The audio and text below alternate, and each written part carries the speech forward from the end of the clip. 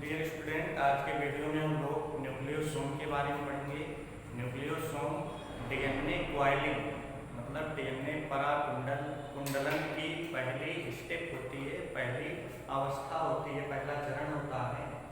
तो हम लोग समझेंगे क्या होता है डीएनए पैकेजिंग और डीएनए पैकेजिंग से कैसे न्यूक्लियोसोम का निर्माण हुआ।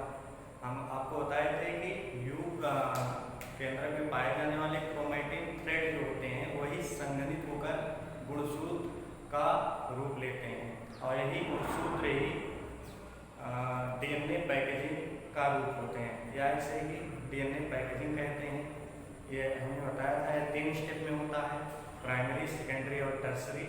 अगर पॉलीन्यूक्लियोटाइड श्रृंखला के द्वारा पैकेजिंग हो रहा है तो प्राइमरी, अगर डबल हेलिक्स के द्वारा द्विरज्जु की संरचना के द्वारा हो रहा है तो सेकेंडरी, और सेकेंडरी में यदि प्रोटीन्स जुड़ जाते हैं तो वहाँ पर टर्सरी होता है, जिसे हम डीएनए पैकेजिंग भी कहते हैं। तो यहाँ पर डीएनए पैकेजिंग की पहली स्टेप होती है न्यूक्लियोसोम अवस्था।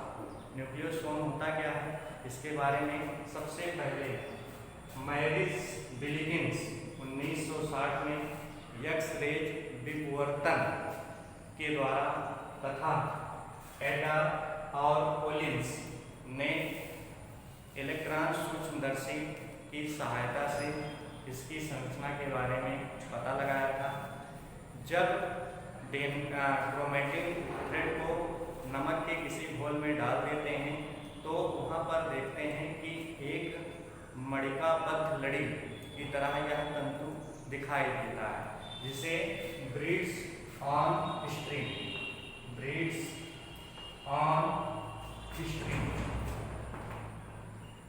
भी कहते हैं।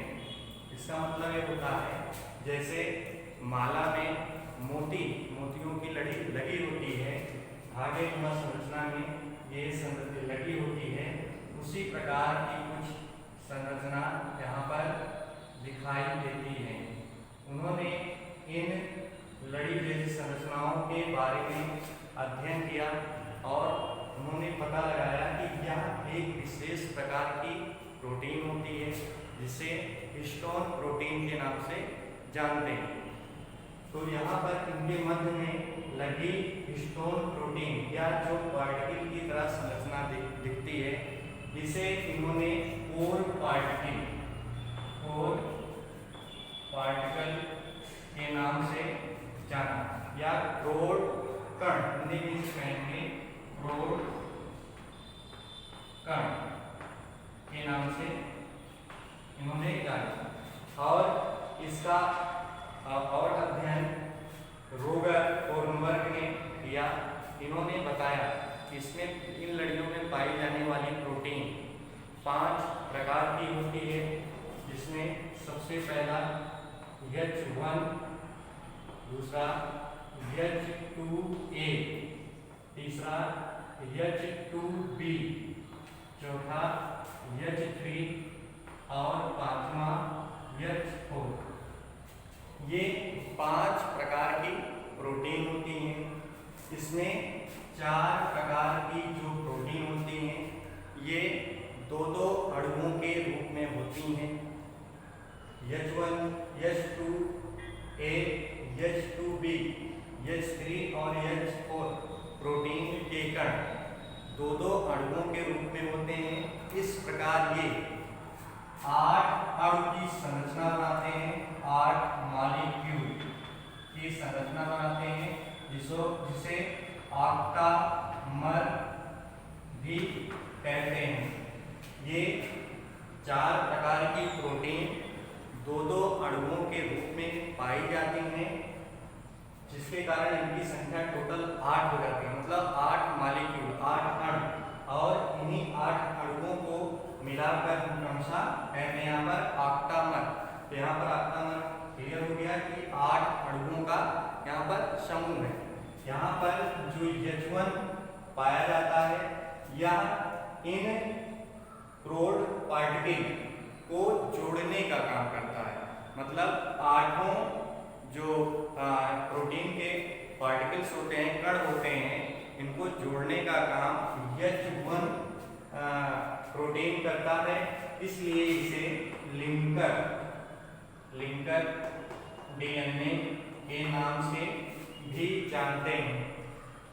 ये आठों histone protein H2A, H2B, H3, H4 एक दूसरे से मिले हुए, एक दूसरे में समाहित दिखते हैं, जिनकी संरचना कुछ इस प्रकार से होती है।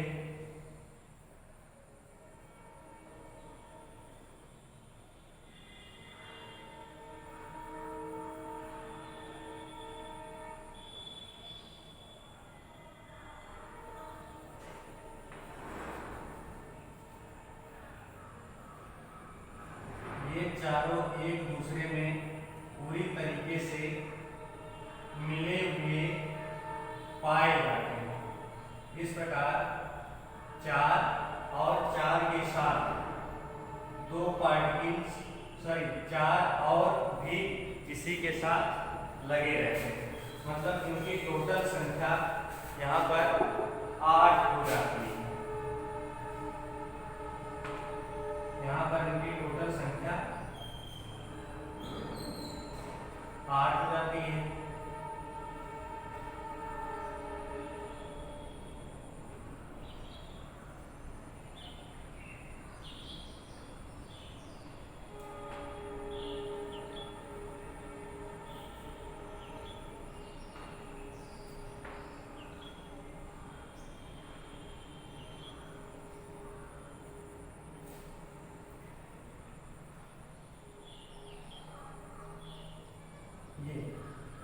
अब यहाँ पर 1 2 3 4 5 6 7 8 प्रोटीन के कण, जिसको हमने क्रमशः आपको बताया कि H2A, H2B, H3, H4 क्रमशः एक दूसरे में मिले हुए पाए जाते हैं।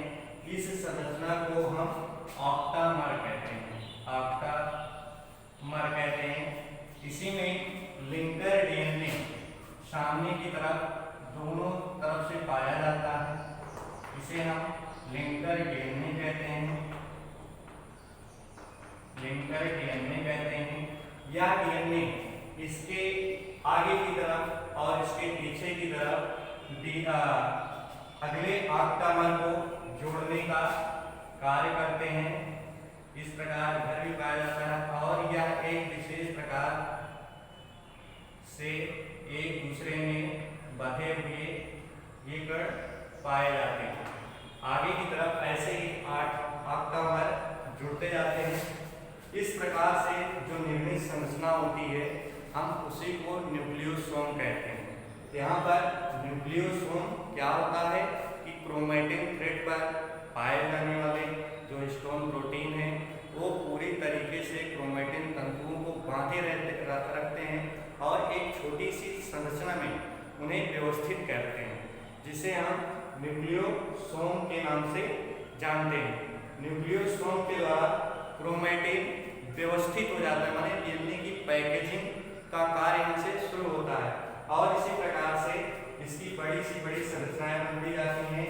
कोर पार्टिकल की जो टोटल लंबाई होती है वह 10 एंगस्ट्रॉम की होती है और इसमें जो लिंकर डीएनए पाया जाता है यह लगभग 2 एंगस्ट्रॉम इसकी लंबाई होती है।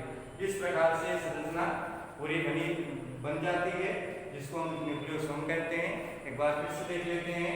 मैरिकस बिलिकेंस ने 1960 में एक्स-रे विवर्तन के द्वारा न्यूक्लियोसोम के बारे में अध्ययन किया और एडा और ओलेंस ने इलेक्ट्रॉन माइक्रोस्कोप की सहायता से इन पार्टिकल के बारे में अध्ययन किया और इसे जब नमक के तन घोल में रखा गया तो उन्होंने देखा कि एक माला की समान रचना उनको दिखी, जिसको उन्होंने ब्रीड ऑन स्ट्रिंग कहा, मणिकाबद्ध लड़ी कहा। और इसी लड़ी का उन्होंने अध्ययन किया तो देखा कि बीच बीच में जो लड़ी जैसी संरचना दिख रही थी वह प्रोटीन्स की संरचना थी। और इसको रोगर कोर्नबर्ग ने बताया कि किसी भी न्यूक्लियोसोम में 5 प्रकार की प्रोटीन्स पाई जाती हैं। यह 5 प्रकार की histone protein H1, H2A, H2B, H3, H4 होती हैं। और ये 4 प्रकार की हिस्टोन प्रोटीन एक दूसरे से इंटरमिक्स्ड होती हैं, मिली होती हैं और दो अणुओं के रूप में पाई जाती हैं। इसलिए इनकी टोटल संख्या 8 हो जाती है। 8 होने के कारण इसे ऑक्टामर के नाम से जानते हैं। और इसमें H1 ये सिंगल होता है और यह लिंकर डीएनए के नाम से जाना जाता है। 4 पार्टिकल्स को बांधने के लिए लिंकर डीएनए की यहाँ पर आवश्यकता होती है। इस प्रकार इस पूरे संरचना को हम न्यूक्लियोसोम के नाम से जानते हैं।